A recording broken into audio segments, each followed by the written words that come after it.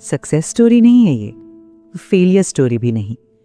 ये उस बीच की जगह की कहानी है जहां ज्यादातर जिंदगी होती है, जहां कुछ जीता, कुछ खोया और दोनों एक साथ सच थे। मुंबई 2021। मैं एक एमएनसी में थी, मार्केटिंग मैनेजर। अच्छी salary, respectable designation, LinkedIn profile जो देखकर लोग इम्प्रेस होते थे। और हर सुबह ऑफिस जाते हुए एक खालीपन।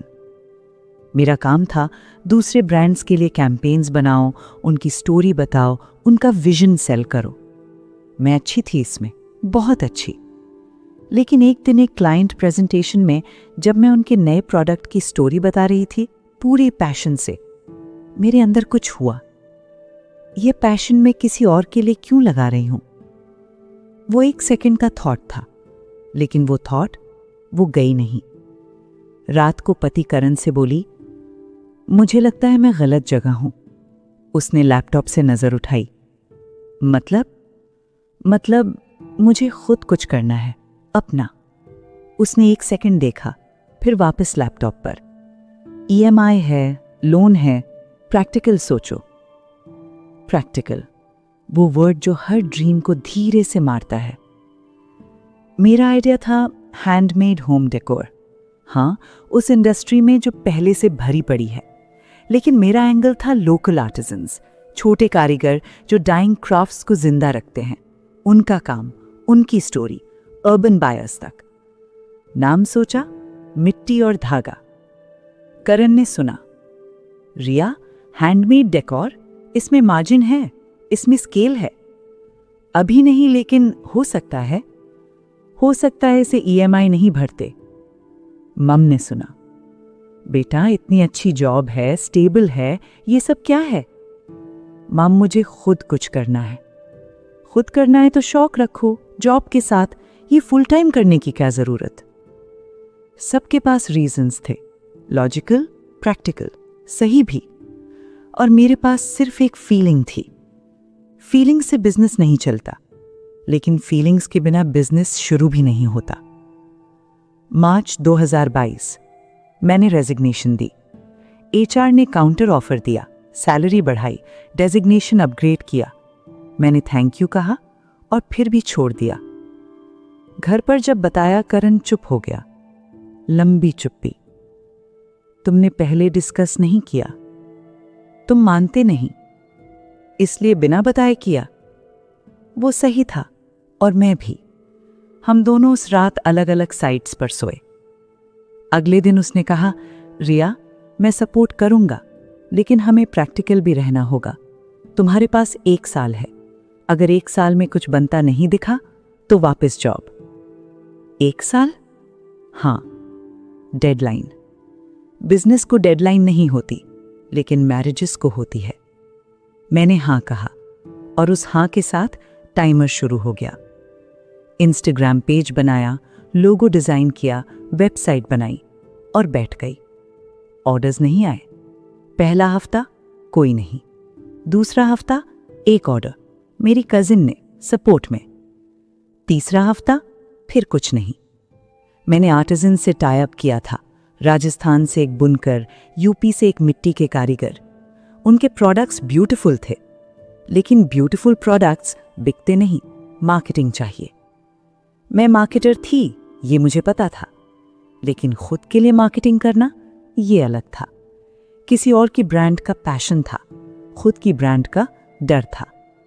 क्या लोग जज करेंगे? क्या लोग हंसेंगे? रोज करण ऑफिस जाता, रोज मैं घर पर लैपटॉप खोलती, अकाउंट्स देखती, फॉलोअर्स काउंट करती। 2 फॉलोअर्स बढ़े, 3 घटे। एक रात खाने पर करण ने पूछा, कितने ऑर्डर्स आए इस हफ्ते? 2। रेवेन्यू? 1400 रुपए। साइलेंस। वो साइलेंस जो कुछ नहीं कहता और सब कह देता है। 4 महीने बाद एक रात मैंने अकाउंट्स खोले। सेविंग्स में से 80,000 जा चुके थे। इन्वेंट्री में, वेबसाइट में, पैकेजिंग में, आर्टिजन्स को एडवांस में। रेवेन्यू 23,000। Net loss 57,000। मैंने लैपटॉप बंद किया, बाथरूम में गई, दरवाज़ा बंद किया और खुद से ऑनेस्टली पूछा, क्या ये काम करेगा या मैंने सच में गलती की? करण सही था, मॉम सही थी, क्या मैं सिर्फ एक रोमांटिक आइडिया के पीछे भाग रही हूं? वो सवाल असली थे। उनसे भागना आसान था, लेकिन उन्हें फेस करना जरूरी था। मैं वहीं बैठी रही आधा घंटा, फिर बाहर आई। करण जाग रहा था। रिया, ठीक हो? नहीं, पहली बार ऑनेस्टली बोला। वो उठा, मेरे पास आया। बताओ। और मैंने बताया सब, नंबर्स, डर, डाउट, सब। उसने सुना, बीच में नहीं बोला। फिर बोला, तुम चाहती हो छोड़ना? नहीं। तो फिर? लेकिन क्या ये काम करेगा? रिया, मुझे नहीं पता, तुम्हें भी नहीं पता, लेकिन 4 महीने में बिजनेस नहीं बनते। पहली बार उसने ये कहा। 5वां महीना, एक इंस्टाग्राम डीएम आया। हाय, मैं प्रिया हूं, इंटीरियर डिजाइनर। मुझे एक क्लाइंट के घर के लिए बल्क ऑर्डर चाहिए। आपके प्रोडक्ट्स देखे, बहुत यूनिक हैं। क्या हम बात कर सकते हैं? Bulk order. मेरे हाथ कांपे। कॉल हुई। प्रिया ने 45 पीसेस ऑर्डर किए, अलग अलग, एक प्रोजेक्ट के लिए। रेवेन्यू 67,000 एक ऑर्डर में। जब करण को बताया, उसने पहली बार जेन्युइनली स्माइल किया। सी? हाँ, अभी मत रुको, इसे फाउंडेशन बनाओ। उस एक ऑर्डर ने सिर्फ पैसे नहीं दिए, उसने ये दिया, प्रूफ कि ये काम कर सकता है। अगले 6 महीने प्रिया ने 2 और रेफरल्स दिए। इंटीरियर डिजाइनर्स का नेटवर्क था उसका। मिट्टी और धागा धीरे धीरे B2B मार्केट में जाने लगा। रेवेन्यू बढ़ा, आर्टिजन्स बढ़े, एक छोटी टीम बनी। लेकिन जब बिजनेस बढ़ता है, कुछ और भी बढ़ता है, स्ट्रेस। मैं हर वक्त फोन पर थी, orders, artisans, delivery, quality checks. Karan के साथ वो डिनर्स जो पहले होते थे बंद हो गए। वीकेंड पर मैं काम करती, वो अकेला। एक रात उसने कहा, रिया, याद हो वो वाली रिया जो शाम को कभी कभी बस बैठती थी, कुछ नहीं करती थी? बिजनेस है करण, मैं जानता हूं, लेकिन हम भी हैं। वो मोमेंट, मैंने जॉब छोड़ी थी खुद को ढूंढने के लिए, और अब बिजनेस में खो रही थी। ये आयरनी था, पेनफुल आयरनी। यूपी ट्रिप, मैं गई थी अपने आर्टिजन रामलाल जी से मिलने। क्वालिटी इशू था। उनका गांव, छोटा घर, मिट्टी के बर्तन हर तरफ। उनकी बेटी 16 साल की उनके साथ काम करती थी। ये सीख रही है, रामलाल जी ने बताया। हमारे बाद यही करेगी। स्कूल नहीं जाती, जाती है, लेकिन ये भी सीखती है। दोनों चाहिए। उस बच्ची ने मुझे देखा। आप मुंबई से हैं? आपका बिजनेस है? हाँ। हमारे बर्तन बेचती हो? हाँ। उसने थोड़ा सोचा। तो पापा का काम लोगों तक पहुंचता है। सिंपल। उस एक सेंटेंस ने मुझे याद दिलाया मैं ये क्यों शुरू किया था। पैसे के लिए नहीं, इन लोगों के लिए, इस काम के लिए। वापस आकर करण को बताया। तुम्हारी आंखें अलग हैं अभी, उसने कहा। कैसी?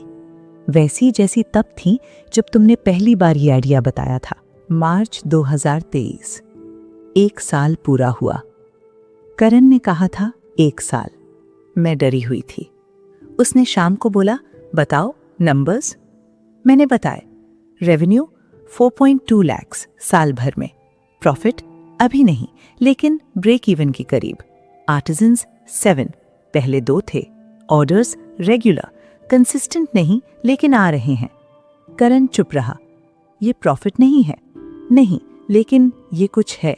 हाँ रिया, मैंने 1 साल कहा था, लेकिन मैं देख रहा हूं ये बन रहा है स्लोली। तो कंटिन्यू करो। वो 2 शब्द उसने कभी कहा नहीं था। मैंने उसे हक किया। वो थोड़ा ऑकवर्ड हुआ, फिर हक किया वापस। हम दोनों हंसे। मिट्टी और धागा 2 साल की है। प्रॉफिट हुआ, छोटा लेकिन हुआ। टीम में 3 लोग हैं, पार्ट टाइम। आर्टिजन्स 11। एक छोटी सी पॉपअप शॉप की थी दिल्ली में, 2 दिन। पहले दिन शाम को सब सोल्ड आउट। मैं वहां खड़ी थी, खाली स्टॉल, और रोई। खुशी से? हाँ, लेकिन और भी कुछ था उन आंसुओं में। वो 2 साल, वो रातें, वो डाउट्स, वो 57,000 का लॉस, वो करण की साइलेंस, वो मॉम की चिंता, सब था उन आंसुओं में। करण वहां था। उसने देखा। रिया? हाँ, I am proud of you. पहली बार। लोग पूछते हैं बिजनेस कैसे शुरू करें। मैं कहती हूँ तैयार रहो। इसके लिए नहीं कि सक्सेस मिलेगी, इसके लिए कि बहुत कुछ जाएगा पहले। मेरी गई स्टेबिलिटी, करण के साथ कुछ इवनिंग्स, कुछ महीने जिनमें खुद पर डाउट किया, 57,000 जो डूबे, मॉम की अप्रूवल जो अभी भी कंप्लीट नहीं, और मिला रामलाल जी की बेटी की वो स्माइल, प्रिया का पहला बल्क ऑर्डर, खाली स्टॉल, करण का I am proud of you, और ये फीलिंग कि ये मेरा है, सिर्फ मेरा। बिजनेस अभी बड़ा नहीं है, शायद कभी बहुत बड़ा हो भी ना हो, लेकिन ये है, मैंने बनाया अपने हाथों से, अपने डर के बावजूद, और वो फीलिंग वो कोई सैलरी नहीं खरीद सकती। रिया की कहानी उन सब के लिए है जो किसी दिन सोचते हैं काश मैंने ट्राई किया होता। ट्राई करना गारंटी नहीं है सक्सेस की, लेकिन न ट्राई करना वो गारंटी है रिग्रेट की, और रिग्रेट वो सबसे महंगी चीज होती है।